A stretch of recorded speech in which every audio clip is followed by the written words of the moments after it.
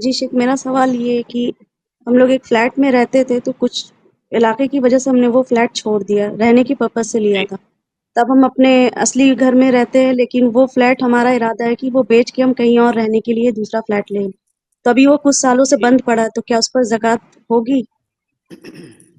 دیکھیے، کسی بھی گھر، کسی بھی زمین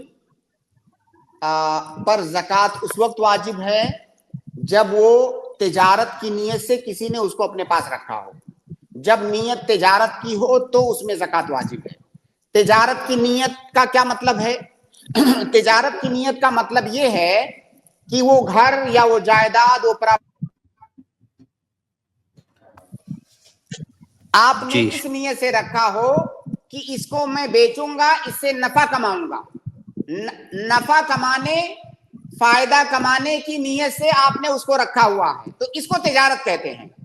لیکن اگر کسی نے گھر رکھا ہوا ہے کہ میں اس گھر کو بیچ کر کے دوسرا گھر لوں گا، فائدہ نقصان سے قطع نظر، یہ میرا گھر ہے یا یہ میری زمین ہے، اس کو میں بیچ کے اس سے گھر بنواؤں گا یا دوسرا جو ہے گھر خریدوں گا، تو اس کو تجارت نہیں کہتے ہیں۔ تجارت میں تکسب اور تربح کی نیت ضروری ہے۔